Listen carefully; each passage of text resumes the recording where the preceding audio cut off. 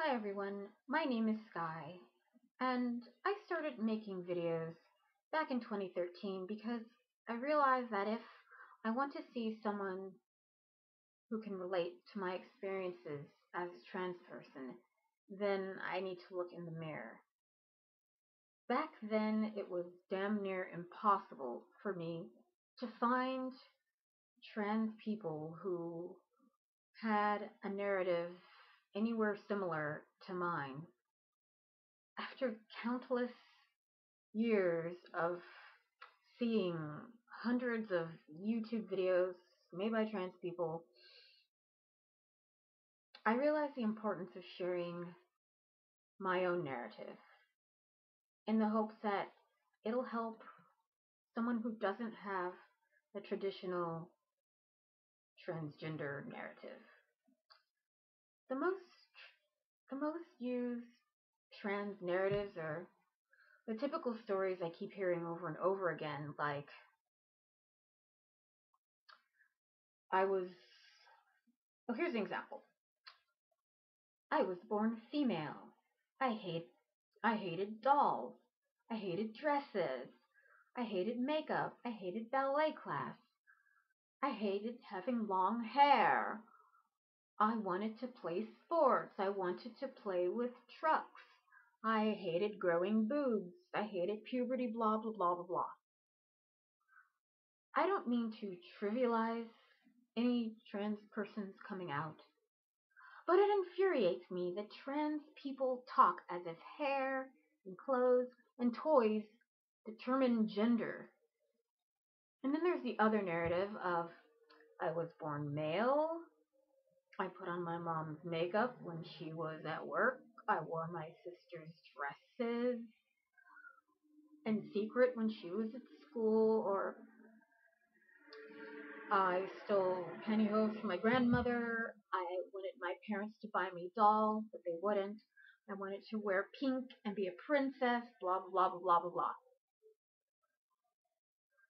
The way I'm relaying these narratives may sound offensive to some people, uh, but if you've seen my other videos, you would know that I can be offensive sometimes anyway. But there is a point to all that I'm saying. Some trans people take gender roles to the extreme. They perpetuate these stereotypes in their narratives so loudly and so frequently that it's hard to hear the narratives of people who might have a narrative closer to mine. I mean, their voices can't be heard over the irritating cacophony of gender stereotypes. So what ends up happening to me? Because I'm, agender, I'm non-binary. So people hear these narratives, they think that all trans people are the same, and then they ask me really annoying questions about the way I look because I don't have the outward appearance that is congruent with the traditional narratives of assigned female at birth and doesn't identify as a woman. So, I have people asking me, Sky, if you want to change your body, why would you do that if you're not a man? Or they ask me, why do you wear makeup and skirts if you're not a woman? And I get so mad because clothes and genitals do not equal gender. And these typical narratives are perpetuated over and over, and the more they're perpetuated, the more I'm harassed by people. So here I am. I'm going to share my narrative so that I can make myself heard. And hopefully it'll help someone, whether it's someone who has a similar narrative to me or not. People need to hear a variety of perspectives from a variety of trans folks. So, my story. For those of you who don't know, I was assigned female at birth. By the time I was 8, which was in 1985, get over the shock, I was able to articulate, at least to myself, that I wasn't a girl. But I still liked all the shit that society keeps calling girl things. So let's fast forward to 2010 when I came out as a trans man, because I thought I was. So coming out was difficult. It was a difficult process because when I started to hang out with other trans men in the community, they expected me to have this I hate girl things narrative, and I didn't. When I joined trans men community and began telling my story, it wasn't well received. They decided, after hearing my stories, to be transphobic and question my authenticity because my narrative was different. You know,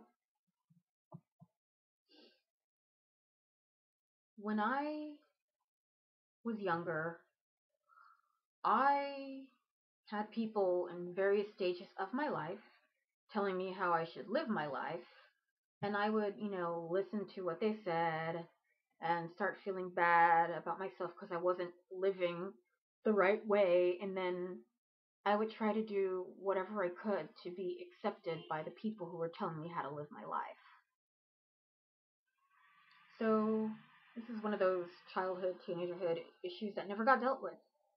And when I grew up and came out and hanging out with these asswipe trans guys, I struggled and struggled to be accepted by them. I did things that I didn't really want to do because I thought that maybe if I did those things, they would accept me. But they didn't. They didn't accept me. And I ended up isolating myself from the trans community entirely, and I was alone and didn't feel supported by anyone, and I was in pain and I was suffering.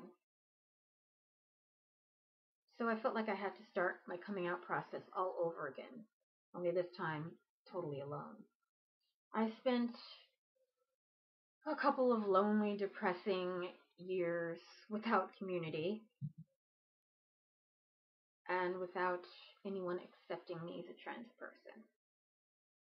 But good things came out of those rather lonely years. I learned how to accept myself, love myself. I became stronger and brave. Brave in a way that I was willing to just do me and not try to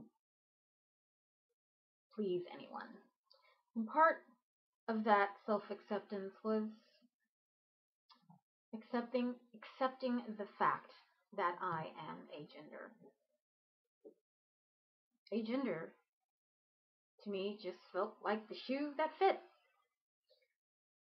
Then I came to a place of accepting my own trans narrative after being told by other trans people that it wasn't legit. It's okay for me to wear nail polish, skirts, dresses, makeup, and have long hair and play with dolls and all that other shit that trans men keep saying that they hate.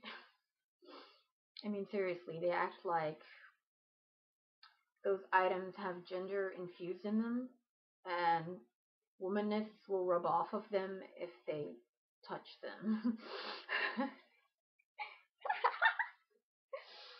Anyway, that's ridiculous because I wear that shit every day and I know I'm not a girl. So, I just think that the stuff I'm into is stuff for humans to wear. I'm a human and this is how I like to look. I dress this way because it expresses how I feel inside and it's a way of communicating those feelings without words.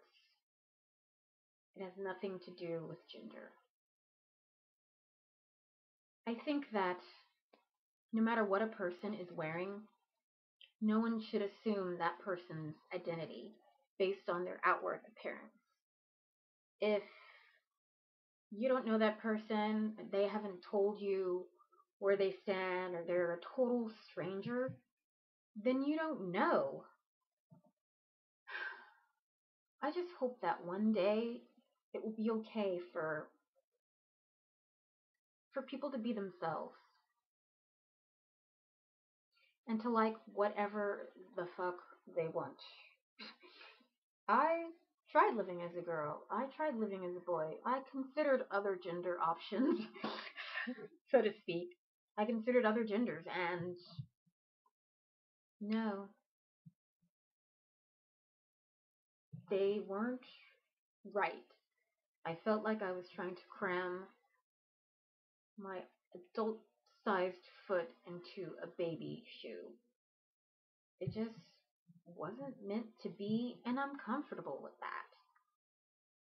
I just want to keep stressing the point that it's okay to have no gender. It's okay to be non binary. It's okay to have an identity that is completely outside of the concept of gender. I don't need a gender